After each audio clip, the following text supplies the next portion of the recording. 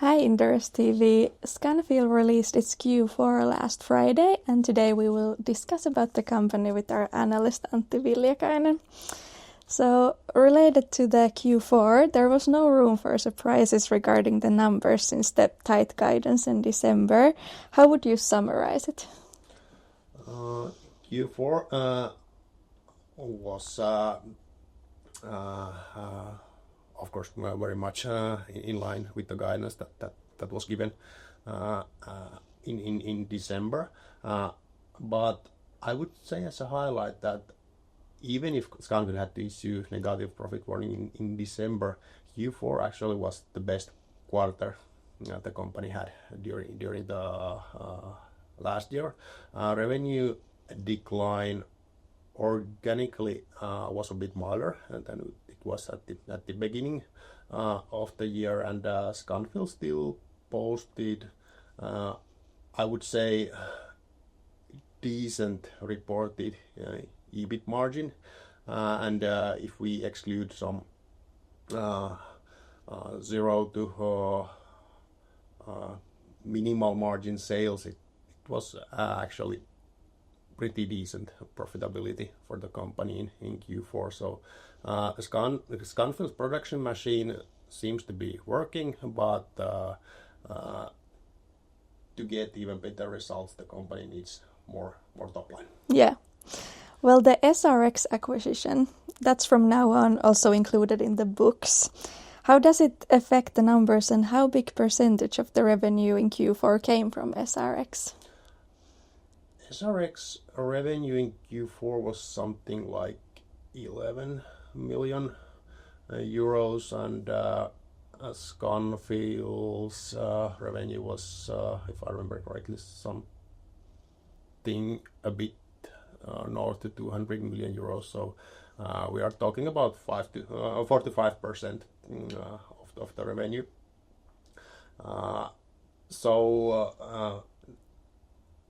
The contribution was notable to revenue, but on the other hand, SRX didn't yet contribute positively to EBIT. So I guess that this is more like a question about first integration phase that the company has started as the acquisition was completed at the beginning of October. During the last years, SRX made something like 7% EBIT margin, like Scanfil has been doing. So I expect that the profit contribution will improve in next quarters, but it's relatively typical that the first quarters after the acquisition are not the best in profit wise. Yeah. Well, tell us more about the amount of inventory sold on Q4. If 50 million euros is the figure, it certainly at least sounds like a lot. Yeah, I don't see anything, let's say, very interesting in this inventory sellout. I think that the company's inventory levels increased quite a lot after COVID-19 and this shortness of material availability, and now things are like looking better from this point of view. So the company was able to sell out its excess inventories in Q4. Obviously, this inventory sellout doesn't generate basically any margin, so it like diluted Scanfil's operating profit margin in Q4, and that was the item I was referring to in my first answer. So 6.6% in Q4 was diluted clearly by this inventory sellout. Yeah. Well, some words on profitability. In your flash comment on Friday, you used words like reasonable level. So elaborate, please. Yeah, it's like the company reported 6.6% EBIT margin in Q4. it's reasonable as such for Scanfil. The company is targeting 7 to 8%. But if we exclude this effect from inventory sellout, we end up probably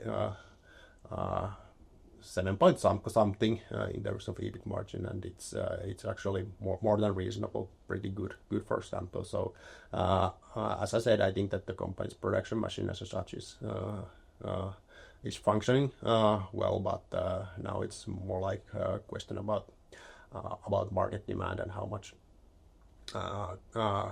Scanfil can find load to its factories. Yeah. Well, what about the near future for Scanfil? They also released a guidance for 2025. What does it look like, and what are your thoughts? I don't remember any longer the numbers by heart, but I would say that midpoints actually pointed out to organic growth and also profit improvement, and it was very much in line with my midpoints were very much in line with my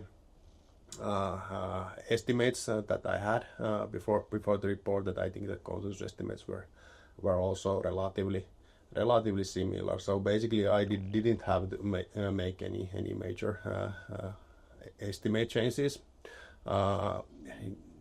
due to this guidance, and we are like estimating around 10% of revenue growth for Scanfil this year, driven by of course this SRX acquisition that supports growth for 3 quarters this year.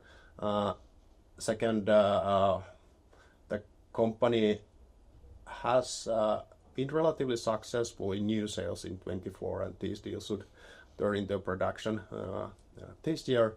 And lastly, overall economic development should probably support Scanfil's demand at least in the second half of this year.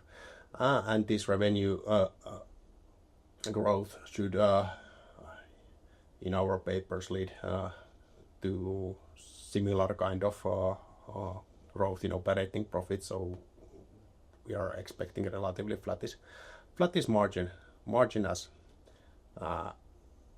well. And as I said, the guidance company gave was very much in line with estimates. Yeah. Well, lastly, given the estimates, how does our valuation and recommendation look like at the moment?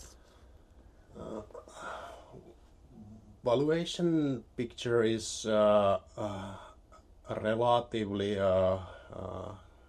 similar compared to last video. It's still not really undemanding if this profit growth actually gets real this year. We are talking about single-digit EV/EBIT multiple, which is below Scanfil's medium-term average. DCF value is still above the current share price, which also indicates some upside. But I would say that expected return is pretty much driven by profit growth this year, because if you look at the valuation based on 24 figures, they are like relatively neutral. So basically, profits do not grow this year. I don't see very much upside in the share, but if things go as I expect, then the stock should climb a bit higher this year. Yeah, thank you, Antti. And thank you all for watching. Feel free to read more about Scanfil as an investment in Inderes.se.